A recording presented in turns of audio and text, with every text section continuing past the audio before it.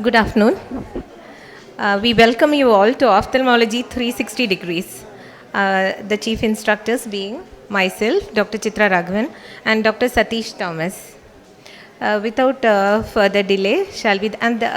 This course contains the ideal mix of topics for the comprehensive ophthalmologists and all the teachers and postgraduates of the various medical colleges and other institutes. First topic is to be dealt with by Dr. Grishma MG, faculty at Regional Institute of Ophthalmology, Trivandrum Medical College, and she will be giving us an insight into optic disc pathologies. Over to you, Dr. Grishma. Thank you, madam. Good afternoon to all. Today, the topic of my presentation is an insight into disc pathologies. So I thank KSOS for this opportunity. So the optic disc is a vulnerable zone because it's a zone of transition. There is a transition from a high pressure intraocular system to a low intracranial pressure. The axons are myelinated posterior to the optic nerve head, and the blood supply also, it's a watershed zone. The blood supply being changing from the central retinal arterial circulation to more of a posterior ciliary circulation. The cell types of the optic nerve is mainly the axons of the ganglion cells, supported by the astrocytes, capillary associated cells, and fibroblast. So the anatomy is important, wherein the optic nerve exits through the opening in the sclera called the scleral canal. So when the scleral canal becomes narrow, the optic nerve becomes more crowded, leading to the so-called optic disc at risk. And there are small openings in the scleral canal called the lamina cribrosa. So these are small round openings which become slit-like when the intraocular pressure is raised. So when they become slit-like, they compress the optic nerve fibers, leading to an ischemia. The angle of exit of optic nerve is also important because normally it exits perpendicularly, and when it exits obliquely, sometimes like this, you can see there is a tilting of the optic nerve head with crowding of optic nerve fibers at one end and a temporal crescent at the other end. So this gives an appearance of a pseudo-disc edema. So swollen disc is one of the important clinical scenarios in our practice. We have to always distinguish between a true disc edema and a pseudo-disc edema. So a thorough disc evaluation is mandatory. Look at the media for any evidence of vitritis to rule out any inflammation. The disc should be thoroughly examined for its size, color. The contralateral disc should be examined. The neuroretinal rim is very important. Rather than the cup, the neuroretinal rim color is very important. The margins of the disc, if disc edema is there, whether it's sectoral or a diffuse disc edema, identify any congenital anomalies of disc is there, and any scalloping of the disc surface which might give you a clue to a disc drusen. The vessels are to be examined thoroughly, the vascular signs, and the peripapillary retinal examination is very important. Look for any retinal or choroidal folds, the background retina, macula, and periphery, because even an intermediate uveitis can present as a disc edema. So never to miss all this in a case of disc edema. So the most important cause of bilateral disc edema, as you know, is a papilledema and hypertensive retinopathy. But any unilateral cause can present as bilateral edema. So other causes mainly which present unilaterally are inflammatory and vascular causes, and others like toxic causes, hypotony, hereditary, infiltrative, and compressive lesions. So any of these can present unilaterally or bilaterally. Systemic diseases usually present as bilateral. And you have to always remember that in a clinical practice, an atrophic disc cannot be used to assess a disc edema. Whether we cannot assess whether the disc edema is increasing or whether it's recurring. But because as we say, the dead axons do not have the capacity to swell up and manifest as a disc edema. So this is a case. She was a 50-year-old female. She presented to us with the complaints of occasional headache and tinnitus. Her visual acuity was 6/6 in both eyes. Right eye actually showed a mild temporal disc pallor. The left eye showed frisson grade 1 to 2 disc edema. So when we evaluated, she had a sphenoidal meningioma, and it was planned for a neurosurgical intervention, and later on the patient developed third nerve palsy. So it is imperative to diagnose disc edema at the earliest. This was a 30-year-old female. She presented with a bilateral disc edema. The vision was 6'6", no neurological deficits. She was actually short-statured and she didn't look so obese, but her weight was 55 and height was 140. And the BMI came up to 28. Okay, so we suspected idiopathic intracranial hypertension and referred back to a neurologist. Her CSF opening pressure recorded to be 27, which is higher than the 25, which is upper limit of normal. So it is very important that you measure the BMI of patients, the body mass index of the patients with disc edema. It can present as unilateral also, and this is a modified Dandy criteria for diagnosing IIH.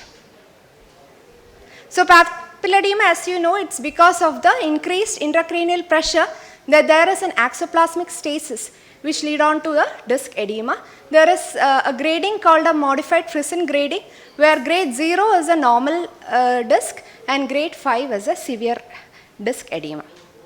So this was a 50-year-old male patient who presented with right eye disc was normal. He had a sudden blurring of vision in the left eye, and the left eye disc was found to be edematous. Actually, on retrospective analysis, right eye looked smaller. The cup disc ratio was only 0.2. So we arrived at a diagnosis of non-arthritic ischemic optic neuropathy. So non-arthritic ischemic optic neuropathy, the pathology is basically because of the small vessel disease of the posterior ciliary arteries, and added on to that there is a nocturnal hypotension. So there is a sudden fall in the perfusion of the optic nerve head. So this causes the axoplasmic stasis and in turn a disc edema. So this disc edema will further compress the vessels, leading to a more ischemia, and hence it's a vicious cycle. So the clinical points you have to remember is NAION doesn't have a definitive treatment or a proven treatment. So we have to concentrate on the modifiable risk factors like nocturnal antihypertensives, obstructive sleep apnea. We have to conduct a sleep study for looking out that, and diagnose glaucoma, because treating these can improve the perfusion of the optic nerve head. And diabetic papillopathy is actually thought to be a variant of NAION, wherein the disc edema will be there. Associated with that, there will be more telangiectatic vessels and hemorrhages. So once the disc edema resolves, that also will resolve, and not to be confused with the new vessels. Retrospective analysis of NAION might be difficult, because on resolution of the disc edema, some neurons can become atrophic and the cup might look larger. Coming to arthritic variety, it is because mainly of GCA and other causes are there. The clinical points you have to remember is that the other eye disc will be either a normal sized or a large sized, and the pallid disc edema will be there and associated systemic features. So this was an interesting case. He was a 30-year-old male patient who presented with right eye was normal, left eye had blurring of vision for past 2 weeks, and we saw a sectoral disc edema was there in the inferotemporal quadrant. It was looking more like a disc granuloma when we investigated, and he also had a serous detachment at the macula. And when we investigated, he turned out to be IgM positive for toxoplasma. And after 10 days, his disc was completely normal, and there were more hard exudates in the macula. So we revised a diagnosis of neuroretinitis.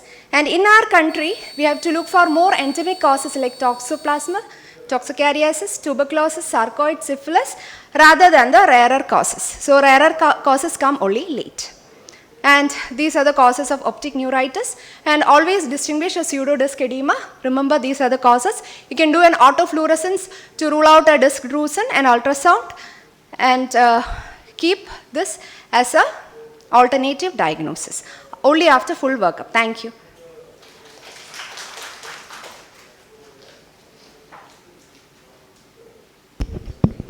Thank you, Dr. Grishma, for that wonderful talk.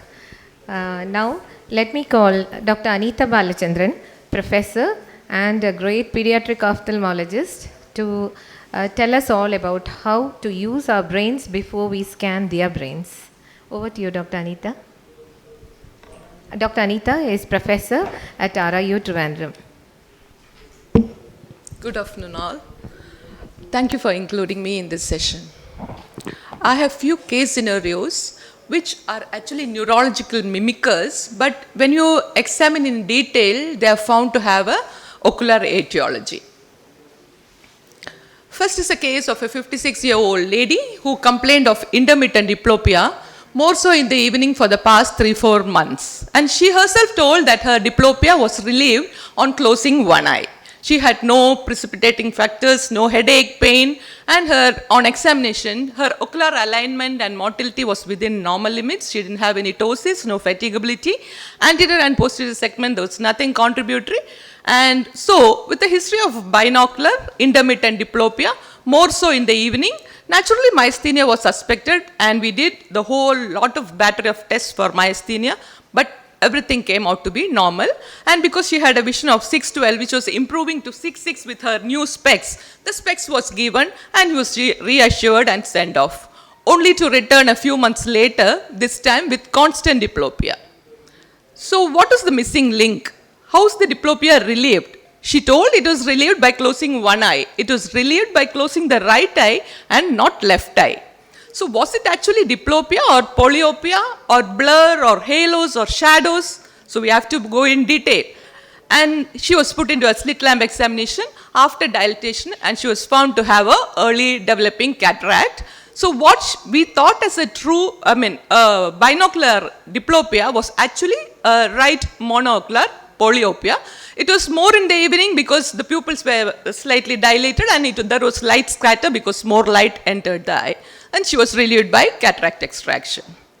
Second is a case, so before reference, we have to verify if it is true as a diplopia, and if it's a diplopia, it's truly binocular, and do a pinhole test if possible, because pinhole occluder will relieve diplopia due to ocular aberration, media aberration, and refractive error. Second is a case of bilateral disc edema, which most of us would have encountered some time or the other. It was a 40-year-old lady who was obese, and she had progressive visual blur, and she had intense periodic headache.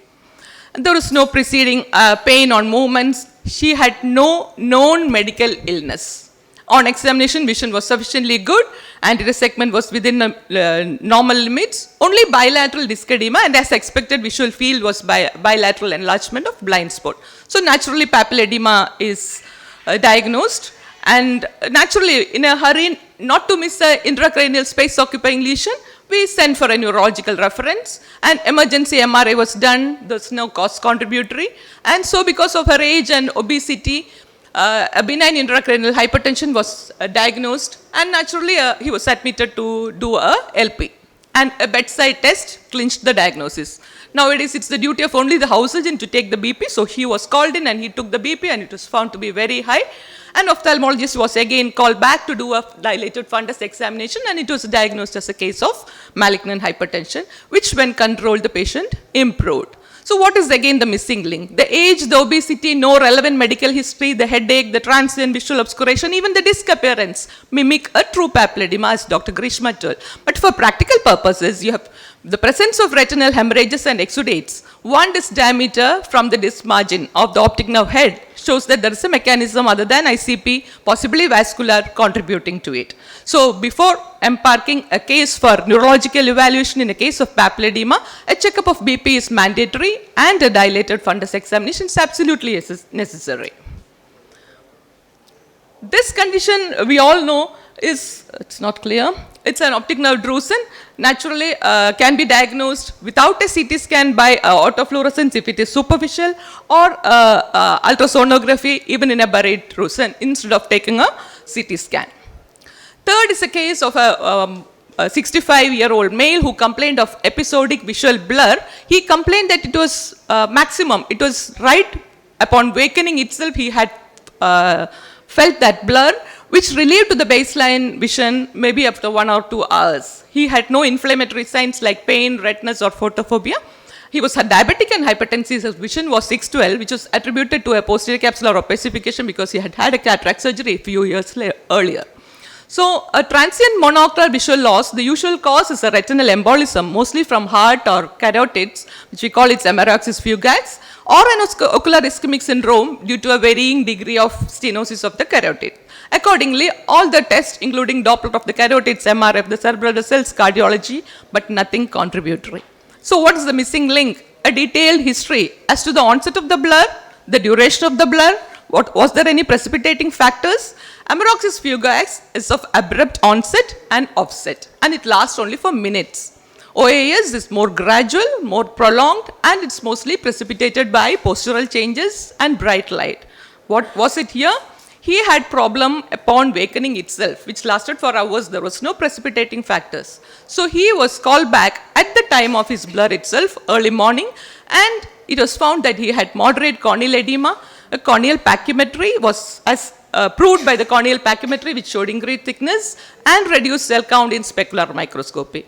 So the diagnosis of corneal decompensation, possibly due to an endothelial dystrophy, which might have been aggravated by the recent cataract surgery, and accordingly managed.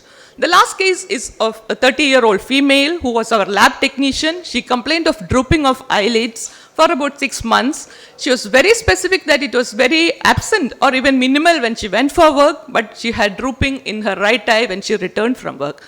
She didn't have diplopia or any other precipitating factors. Vision was good, anterior segment and posterior segment, nothing contributory, and fatigability was present. Naturally, being ocular motility, everything normal, we suspected myasthenia again, worked up, non-contributory.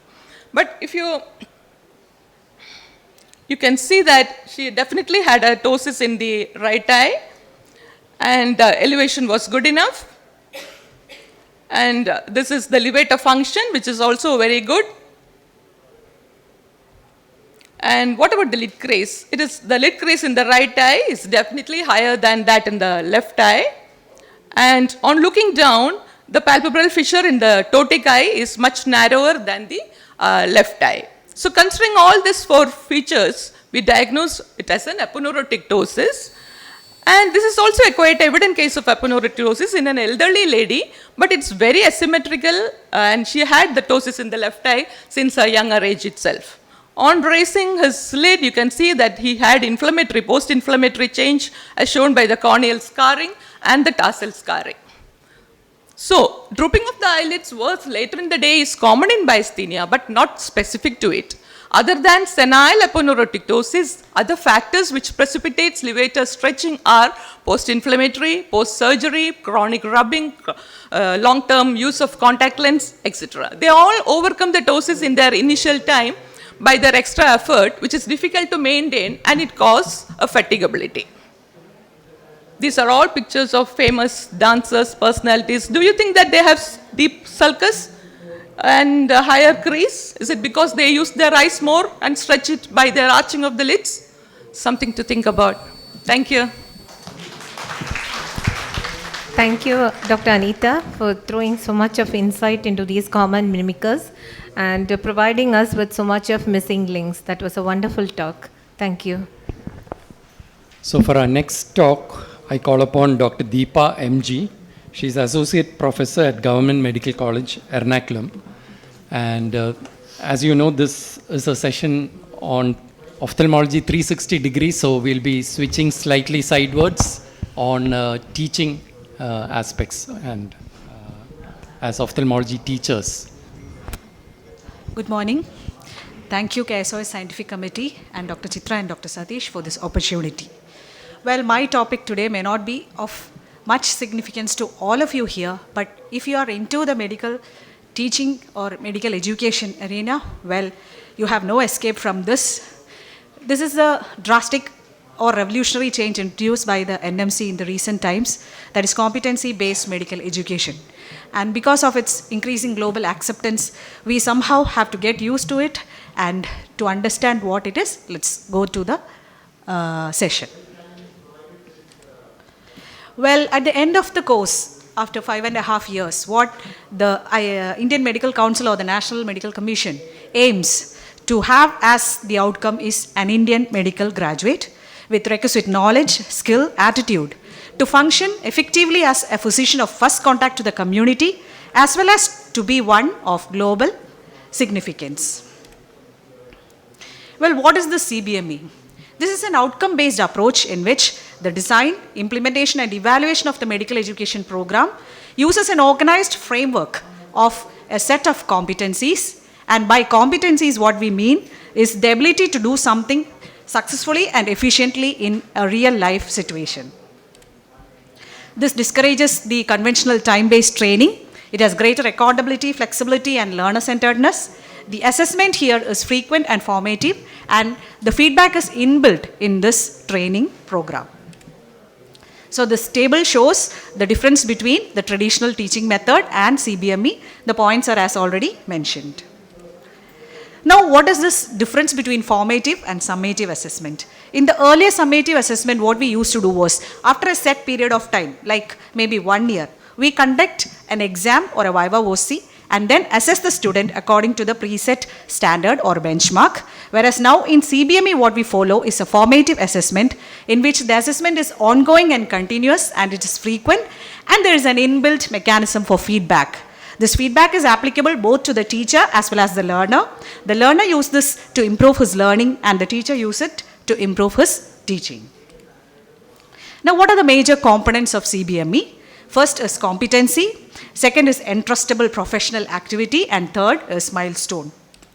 By competency, I already told that is the ability to perform something efficiently in a real life situation. So this actually defines knowledge, skill, and attitude, which is already predetermined in the curriculum, considering the various factors in the environment that we are going to work eventually. So the competency is expected out of an Indian medical graduate by the end of the course is to be a clinician, to be a leader and member of the health system capable of analyzing and synthesizing relevant health data, to be a good communicator to the patient, family, colleagues, and the community, to be a lifelong learner, and also to be a professional who is excellent in his subject, has ethics, and is accountable to the patient, community, as well as to the profession. Now, how this competency is designed, it considers both the cognitive, that is the learning part of how something is done, the affective part, that is the mental or the emotional side of it, and the psychomotor part of implementing any particular skill, and how the student acquires this proceeds through the different levels. As to first, he understands what is a task, what is a particular examination technique. Then somebody demonstrates it to the student as to how it is to be done. And the third step, under supervision, the student performs it, and finally he becomes confident enough to do it on their own. This is the Miller's pyramid. Now, the next important component is entrustable professional activity, or EPA. Here what we do is we combine multiple competencies so that we bridge the gap between what we learn in theory and what we do in practice. For example, when we learn about a particular organ in anatomy, we have horizontal integration with biochemistry, physiology, and all that, where they explain the physiological and biochemical aspects of that particular organ. And at the same time, in vertical integration, the clinical departments will come and explain to the students as to how the anatomical aspects that they have learned is helpful in coming to a diagnosis. So this horizontal and vertical integration gives them an idea in the beginning itself as to how we are implementing this theory in our clinical practice. Now, the milestones in CBME, as the name mentions, it's very obvious from the name. Initially, the fresher comes as somebody who is fresh into the subject. Slowly, they learn to, they understand the subject as an advanced beginner. Then under supervision, they do the various skills and become competent. Later, they become proficient to do it without supervision. And in the final stage, they become an expert as to they can help others in doing the same skill. So this is the level 1, 2, 3, 4, and 5 of a student, and by level 5, the student is ready to assist other learners in performance of the particular competency or EPA. Now, the gross change that has come up in CBME is in the teaching learning methods.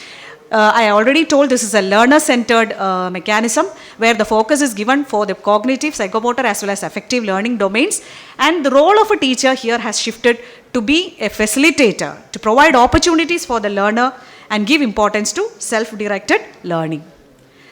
The gross, I am not mentioning all the methods, but the glaring change is that initially it used to be a teacher-centered or teacher-oriented method, where the main teaching method was a lecture class or a clinical discussion alone.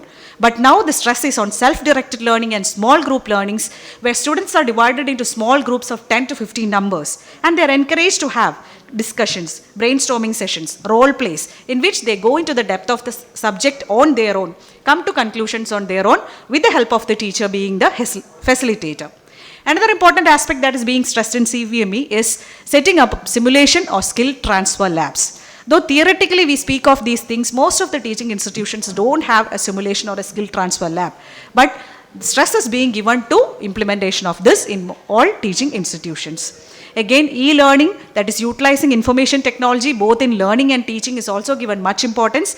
And newly they have introduced experimental teaching modules like electives, where the students are introduced into research and survey in the earlier stages of their medical education curriculum itself. Another very important aspect of CBME is the 8COM, which stress on attitude, ethics, and communication. Earlier, we used to observe what our teachers used to do, how they used to communicate, and we used to learn on our own. No direct discussion or class was as such done for this. But this is given much importance in the present curriculum, and I feel this is very relevant in the present time of increasing violence against doctors, where communication becomes very important. So students are learning about the medical legal aspects, about the rights of the patient, about how to be empathetic to the patient, how to maintain confidentiality, how to deal with bad news, etc. The assessment in CBME is also structured and also continuous and formative. Now, the challenges that we are facing in the implementation of CME is basically the lack of sensitization and training among faculty, and the huge shift in the teaching learning methods, which is creating confusion among the teacher as well as the learner. Don't forget the huge logistics or the additional human resource and infrastructure that we need in proper implementation of this.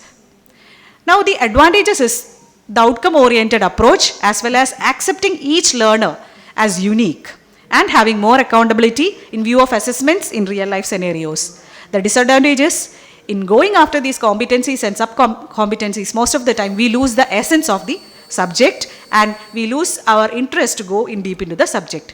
So, in my opinion, a hybrid approach incorporating the good aspects of the conventional teaching and later on shifting to CBME would be ideal in the current scenario. The only thing that does not change is change, and hence we also should try to assimilate this change. Thank you for your patient listening. Thank you, Dr. Deepa. It must be something new to those of you who are not in medical colleges, but this is the new thing that all of us teachers in medical colleges are grappling with, and that's the way forward. May I invite as our next speaker, Dr. Anisha Teresa Augustine. She's an assistant professor at Amala Institute of Medical Sciences in Thrissur.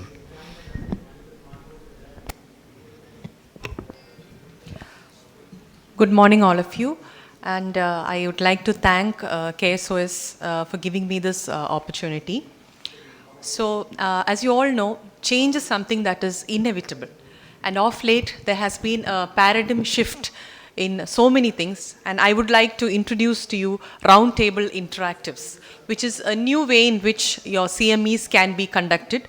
This topic will be of particular relevance to those who are planning to conduct CMEs in the future. So we recently conducted an RTI session at our institute a few months back. It was hugely successful and we got a lot of positive reviews. So that is why we decided to introduce this topic to all of you. So our conventional CMEs are usually too crowded. There will be less of audience interaction. Cannot be used much for hands-on sessions. You can have unlimited participants which are more difficult to manage. And of course, you have to manage the spot registrations. So coming to the next generation CME, that is the roundtable interactives, it helps you to contribute ideas more freely. More one-to-one interaction is possible. More active participation from the candidates. Better attention span because you have only a limited time. You can pick and choose your learning combo and more topics can be discussed in detail. It has a structured format which gives you more hands-on, especially useful for diagnostic tools and surgical procedures. More topics are covered. Because your delegates are pre-booked, you can plan your questions and inform which areas have to be clarified, and your speakers can also be better prepared. Now, at the organizational level, there are a few things that you have to be careful about. You need more space, more funds. You have to deal with more faculty. You will have to have better technical support, audiovisual arrangements. You have to restrict the number of participants, otherwise your RTIs will not work. You will need to have so many number of participants for each slot which are pre-booked, otherwise it will not work. and no spot registrations can be encouraged. Of course, it is a teamwork. You have to divide work among your team. So how do you go about it? Decide on the number of round tables in each room. You can have 3 to 4 round tables maximum in each room with about 5 to 6 participants per table. Decide on the number of slots, size of the table, number of participants per table. Allot time for each discussion. Choose topics which can be covered in that time schedule, and they should be crisp and precise. Decide on the speakers and moderators for each slot. There should not be any overlap of topics. All registered delegates should be pre-booked, and the most important thing is time management, because you should not have people waiting at the end of your hall to get into the next session. Correct at the end of 1 hour or half an hour, whatever is the decided time slot for that period. Within that time slot, make sure that the talk is over. Now, technical aspects. So how do you make sure that things happen without an issue? So what we did was we made a Google form and also registered an app called Form Choice Limiter, which is available on Play Store. And the numbers were amenable to change if wrong entries occur. The Google link of your Google form should be entered in your Form Choice Limiter, so that when candidates register for your CME, they will be able to book your slots in the Google form itself. And once they have booked their slots, they cannot change it. The Google link has to be embedded in the e-brochure, which makes registration much easier. And for the speakers, it is better that they are given a Bluetooth-enabled speaker and mic, an interactive whiteboard, LED screens, laptops should be provided. So it gives more mobility for the speaker, that ensures more interaction, and make sure that the halls are soundproof. Now, when we conducted the RTA for the first time, there are a few issues that we faced. Multiple Google forms were filled by a few candidates. So what happened was, multiple slots got blocked. So we had kept our slots at 15 participants for each slot. Now, when you fill more than 1 or 2 forms, what happens is the number of slots available for the next candidate reduces. So since they informed us prior that such a mistake has happened, we were able to correct it through the Form Choice Limiter. Of course, we had more faculty to coordinate. For a single CME, we had around 30 faculty members. So that was a bit difficult to coordinate, but we managed it. We needed more funds and, of course, efficient AV support.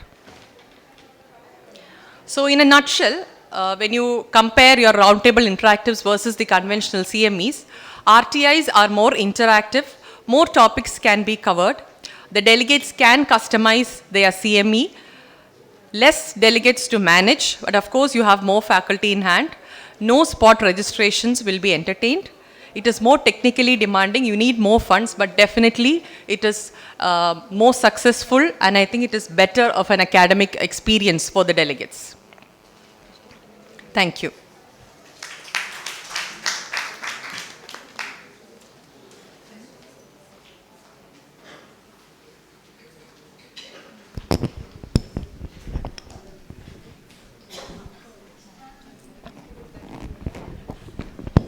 Thank you.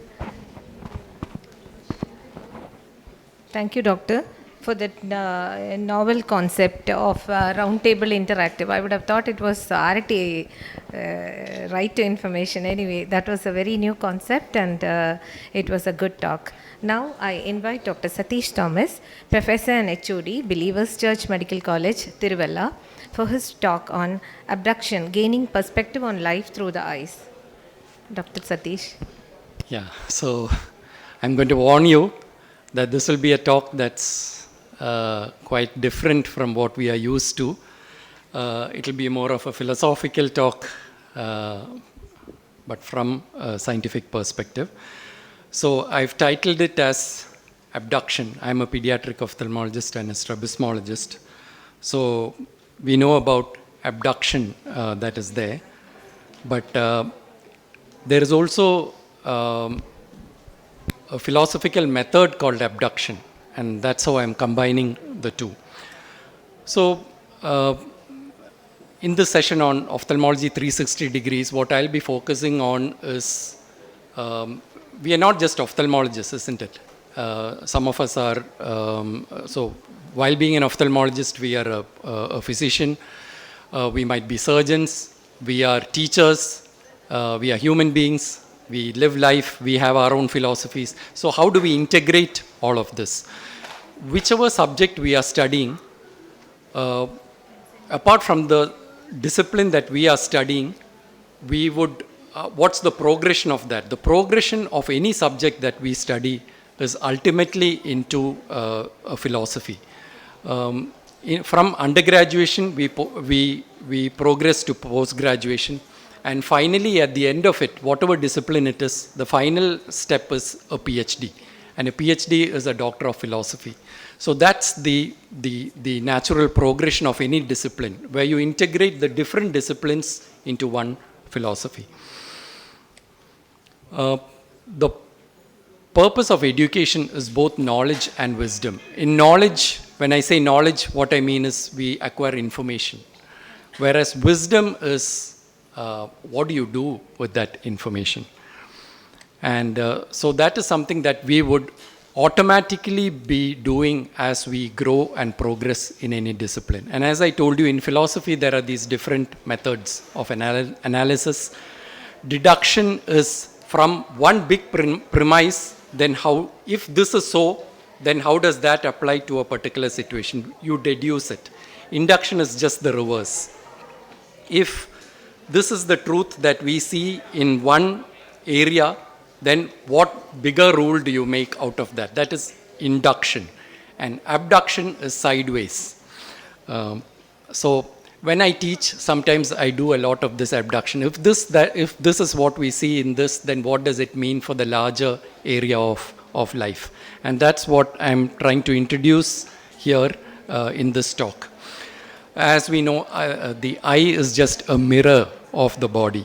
And we see through our eyes and not just with our eyes. Often, the person who uses the eye becomes very important.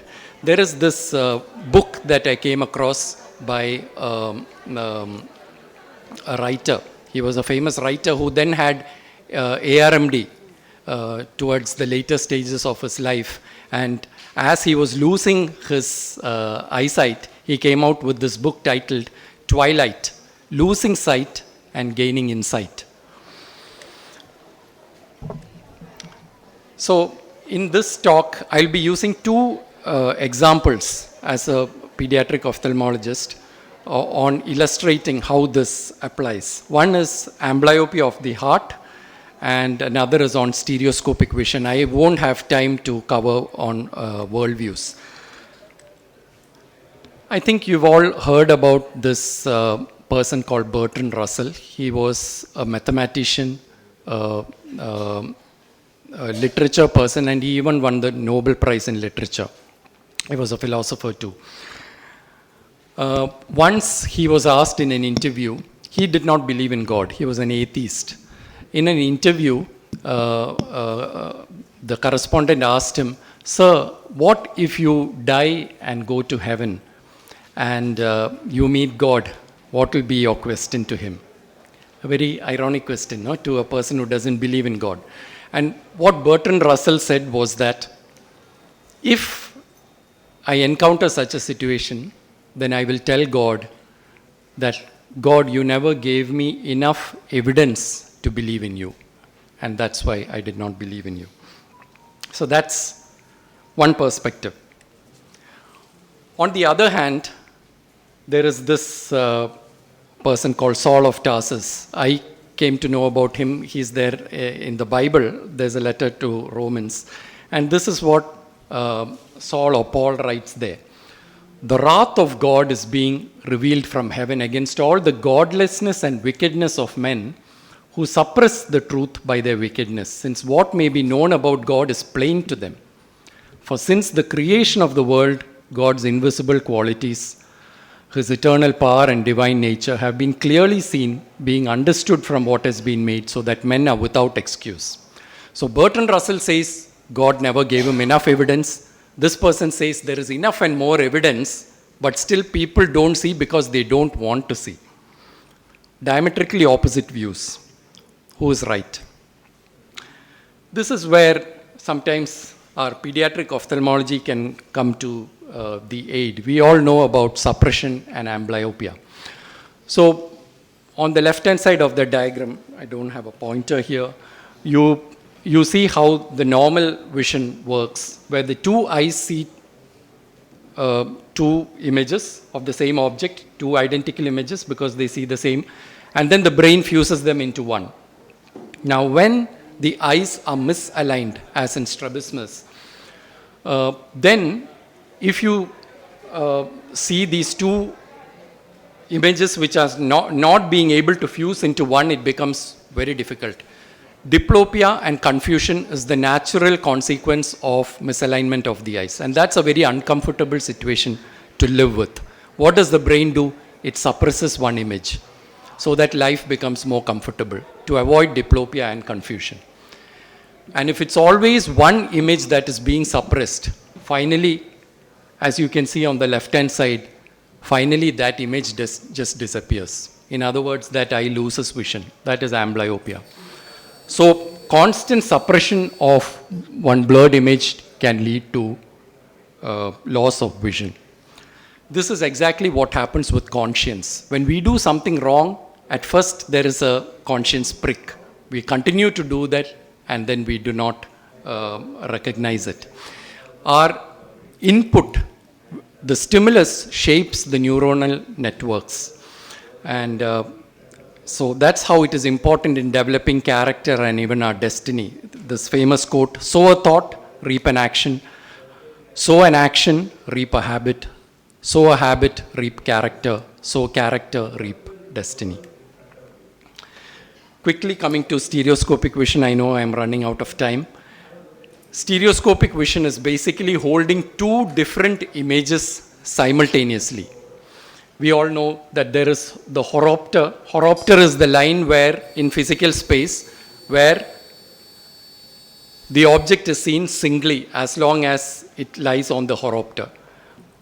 On either side of the horopter, you have what is called the Panem's fusional zone, where you can see it singly, but it is seen in depth, in three-dimensional perception. Beyond that, it will be seen as double, and there will be diplopia. So what enables us to see stereoscopically is that the right eye and the left eye see slightly different images, but not too different that they are opposite. So that is what enables us to see in 3 dimensions. If they see exactly the same image, then there will be no stereopsis. And this again helps us in our understanding of life. How do you distinguish between this dilemma of free will and determinism? Is everything in life, do we have free will to choose everything in life, or is it determined? Now these are again 2 diametrically opposite views. The logician would say that these 2 cannot exist together. Whereas the mystic, the one who allows for mystery in his life, realizes that both these are true. And all of us know that they are true in life. The lunatic, the madman, has his reason intact, but he is out of touch with reality. And the mystic leaves room for mystery.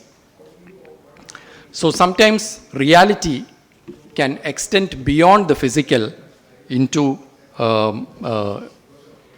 areas that cannot be simply perceived by sight or our senses alone. So these are some of the things that we can learn from our vision alone into life. So I think I'll stop there because my time's up. Thank you for Dr. Satish. That was indeed a thought-provoking talk. You took us into realms far deeper than ophthalmology. Thank you once more, Doctor. May I invite for our last talk, Dr. Tanushree. She is Assistant Professor in Amala Institute of Medical Sciences, Thrissur, and she will be talking on application of 3D printing in ophthalmology.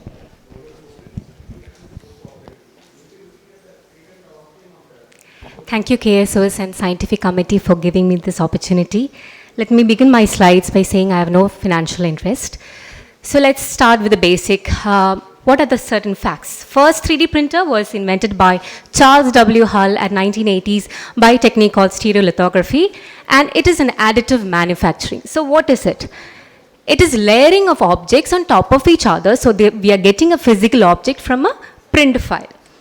Okay, so let's go into the process. So just imagine I want to print this piggy bank. First, what do? You have an idea. You need to convert this into a digital model and then again to a print file, which is in a STL format. And then after that, the second step is a slicing process where this print file is being converted into different layers. And then it goes into 3D printing. So that is the third step, that is the 3D printing. Through the nozzle, it ejects layer by layer.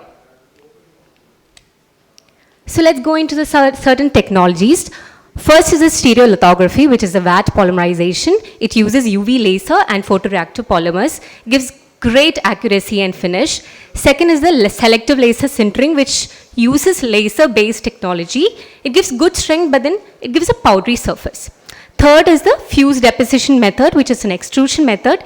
It is widely used since it is a low-cost method. Last is the inkjet model, which is fairly newer model. It gives very good precision and transparency. So the key areas where the 3D printing it has actually touched all aspects of our life, let it be healthcare, engineering, NASA, and this eye care is an evolving field. So certain points, we get a faster design to production time, we get surgeon-specific modification, we even have a bioprinted cornea and retina, and even right now we have VR integration, virtual reality. So this is in a nutshell where all we can use 3D printing. So let's go one by one. First is the smartphone adapters. Special mention to Dr. John Davis Akara and Dr. Ahmed Adea, who have manufactured Blink 3D printed slit lamp phone adapters, which gives excellent results. Next about the Dr. Shen Chong's 3D printed fundus imaging adapter.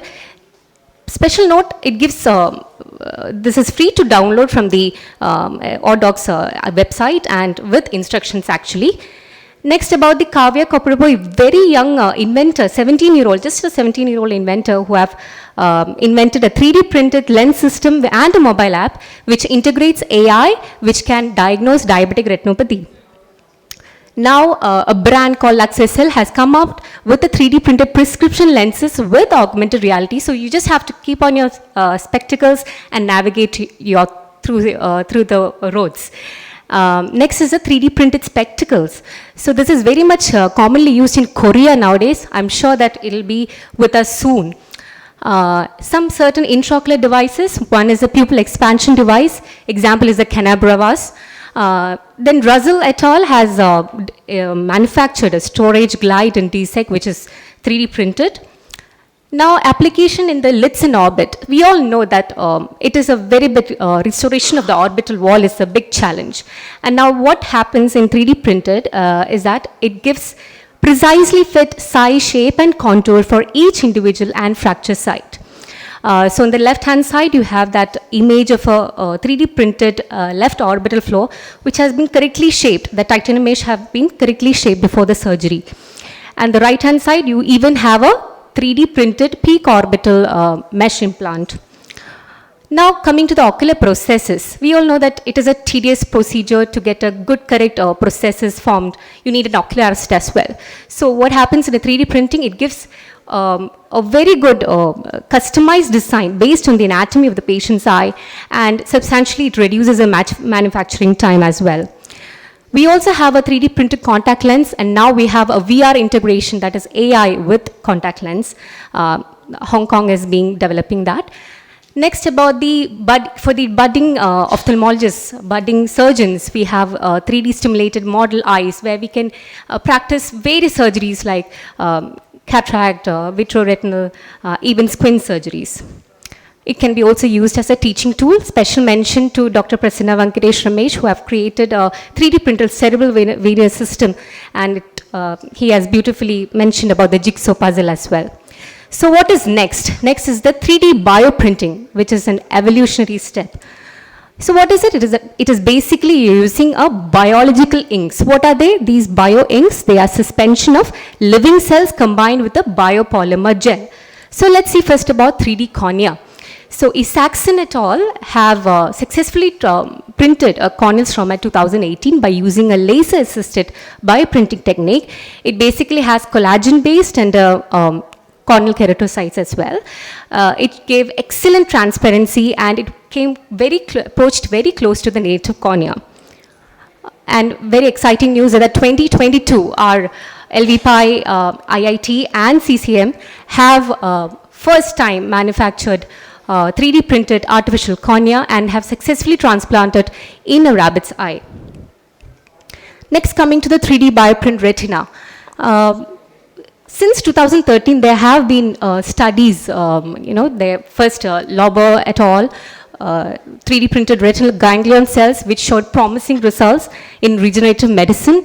Then the Shi et al. Came and they printed photoreceptor cells on top of a bio-ink, which was the RPE cells. And on culture, they said that there was no cell viability was compromised.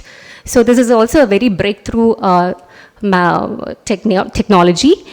And next, coming to the recent advance, which is the Bharti et al. 2022 have even 3D printed outer blood retinal barrier, which opens the door for the novel treatment for ARMD. So on the horizon, what's up? What can we expect in the future? We can expect functional processes, that is 3D printed bionic eye. We can even expect a 3D printed intraocular lens and 4D printing. So what is 4D printing? It means it changes with time and temperature even. So the future is very exciting and I'm sure the 3D printing technology will be on our hands very soon. So to conclude, 3D printing is not just a technology to wonder, but it is a tool to realize our ideas and make them into a useful product. Thank you.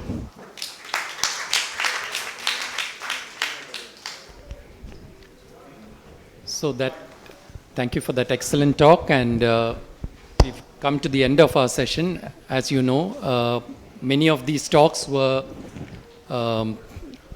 meant to open our perspective on new things, and they were varied topics. So are there any questions that you want to ask the speakers?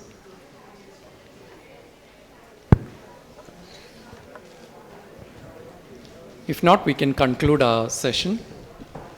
Thank you everyone for coming and making this session a success.